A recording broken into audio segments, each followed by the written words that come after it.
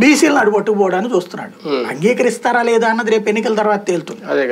ప్రస్తుతానికి ఏంటి, ఎత్తు పై ఎత్తు చదరంగం ఆడేటప్పుడు అవతల వాళ్ళని బాధ పెట్టడం ఇష్టం లేదంటే ఎట్ట కుదురుద్ది?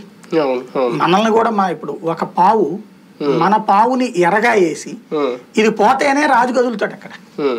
ఇప్పుడు చదరంగం ఆట నడుస్తోంది. జగను తన చతురంగ బలాల్ని వాడుతున్నాడు చంద్రబాబు నాయుడికి చెక్ పెట్టడానికి. ఈ టైంలో పావులు మారుస్తాడు, ఇటు అవుతుంటది, అంతే తప్పించి కథ మారదు. కొత్త ఎత్తులు ఒక రకంగా అంతే కదా. కానీ ఎంతవరకు తెలుగుదేశం పార్టీ పునాదులు కదిలించడానికి ఉపయోగపడుతుంది ఈ సామాజిక అస్త్రం?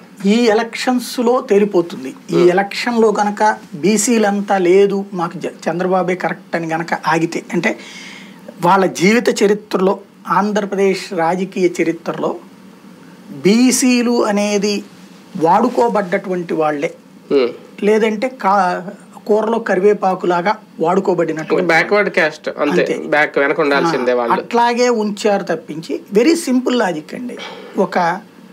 వాళ్ళ పార్టీ వాళ్ళని అడగండి. ఇప్పుడు తెలుగుదేశం పార్టీకి సంబంధించి ఓ మీటింగ్ జరుగుతుంది అనుకోండి, పార్టీకి సంబంధించిన నియోజకవర్గ ఇన్ఛార్జి బీసీ అధ్యక్షుడిని పక్కన కూర్చోబెట్టుకుని, ఎస్సీ అధ్యక్షుడిని పక్కన కూర్చోబెట్టుకుని వాళ్ళని ముందు పెట్టి వాళ్ళతో మాట్లాడించిన సందర్భాలు ఎన్ని ఉంటాయి టోటల్